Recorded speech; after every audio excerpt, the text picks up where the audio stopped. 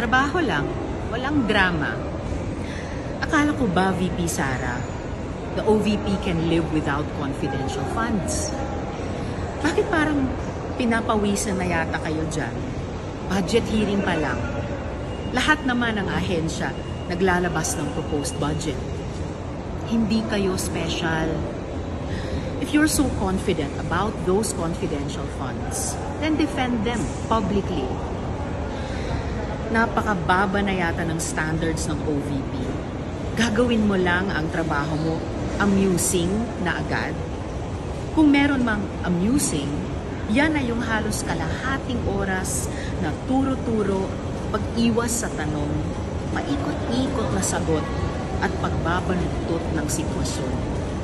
Ginawa nilang perya ang basic na proseso ng pagbusisi ng pera ng bayan. Hindi ko kailangang mag-wish na na-access ng opisina niya ng illegal ang confidential funds.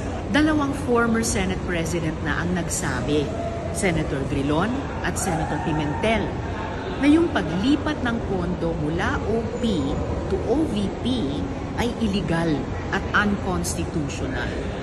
At higit sa usapin ng batas, huwag ilihis sa tunay na issue.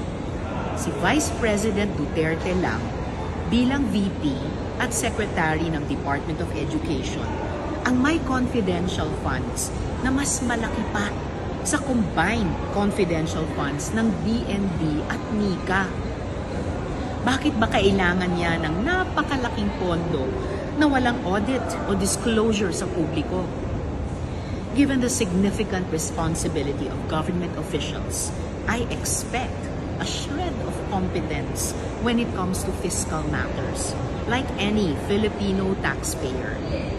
Kaysa sa mga personal na atake at pag-iwas sa tanong, mas maganda sigurong kung linawin na lang ni VP Sara ang pondo ng opisina niya para sa isang national budget na mas transparent, mas epektibo, at mas tutugon sa pangangailangan ng ating mga kababayan.